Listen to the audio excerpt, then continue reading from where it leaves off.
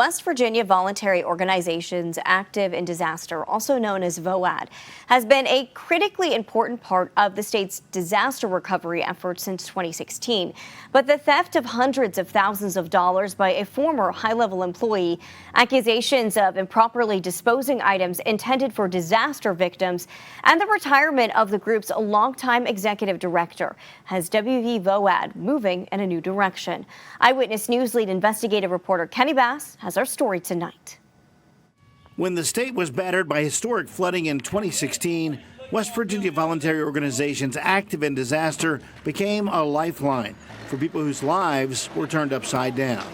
However, in the past few years, the organization's been rocked by an employee's embezzlement of more than $870,000 and questions about the leadership of now retiring executive director Jenny Ganaway. Earlier this year, former finance and operations manager Benjamin Sisko was sentenced to 3.5 years in a federal prison. From spring of 2020 to late summer 2022, Sisko admitted to taking hundreds of thousands of dollars from WVVOAD through fake travel reimbursements, theft of donations, and the purchase of gift cards for his personal use. Let me be very, very clear. I am not in any way condoning what I've done. I am not in any way justifying what I've done. You were there in the courtroom. You witnessed what I stood and said, and something that I'm going to pay for. It's something I've stood for. It's something that I'm going to go and I'm going to spend my time and I'm going to come out and I'm going to right this wrong and I'm going to make my life better as well as my family's life. I'm not the Lone Ranger. I'm not the Mr. Ponzi that these court documents and everyone tries to make me out to be. That is not the case. I'm not sitting here and saying that I didn't do these things. I'm saying that I wasn't the only person that knew that I was doing these things. As Sisko's case was coming to a resolution, Ganaway appeared before the state's Joint Legislative Committee on Flooding, something she's done regularly over the past several years. But she was surprised when Putnam County Senator Eric Tarr placed her under oath and asked questions about Ganaway's spending and the destination of some donated items intended for disaster victims. Is it typical policy that the donations that you have, you sell on those donations? It was a large quantity of stuff, and I talked to Goodyear Associating, someone who worked there, and they did give us permission to do that as long as the funds we do a disaster relief, it was able to help clients that was affected by the flood.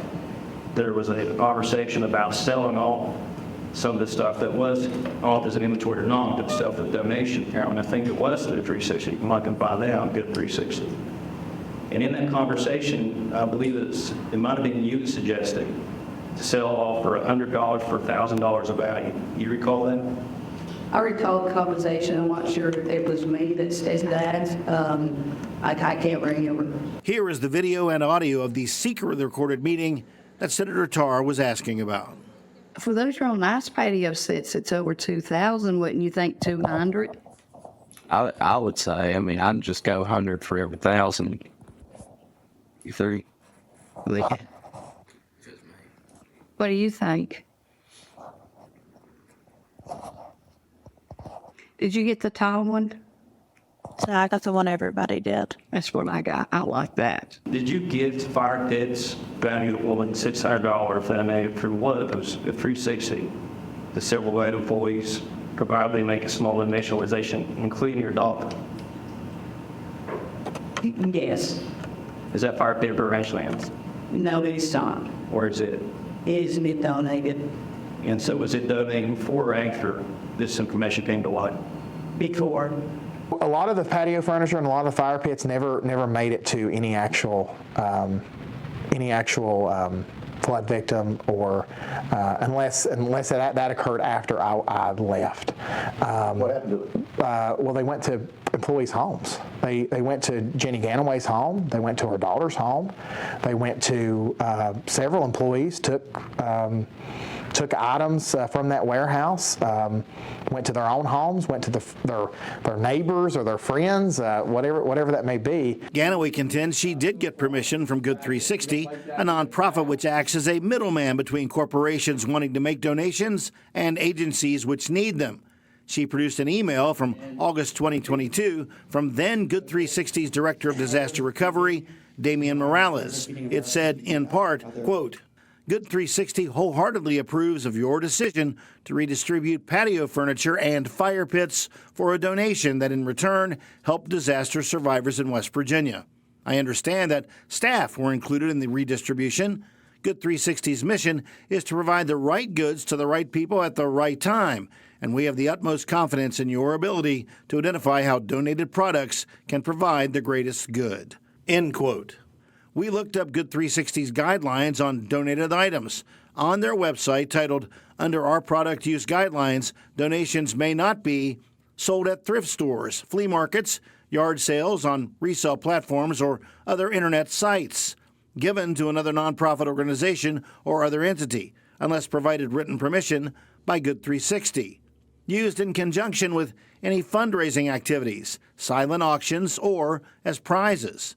Given away in exchange for cash donations, bartered or otherwise transferred in exchange for money, property, or services. Given to nonprofit board of directors, officers, directors, employees, or volunteers for personal use, reimbursement, or as a thank you for their services.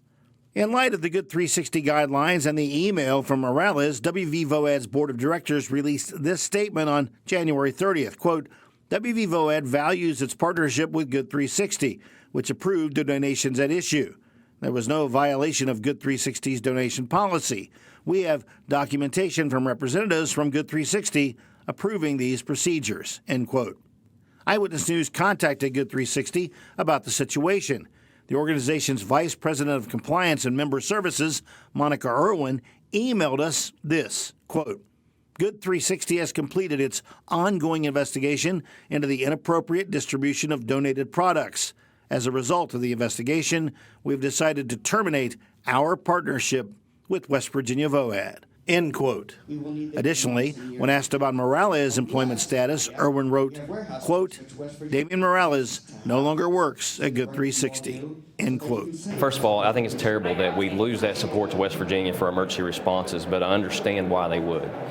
In the flooding committee, when I was questioning Ms. Ganaway, there were instances that seemed to be dishonest to me that related to what she was able to do with donations that came from Good 360, which is nearly $2 million over a couple of years to support people in West Virginia when they're in tragic situations. Cisco's interview with Eyewitness News included referencing a WVVOAD investigation into many of the questions surrounding Ganaway and raised by Senator Tarr. In 2022, Ganaway was placed on a leave of absence by WVVOAD's board while the probe was conducted.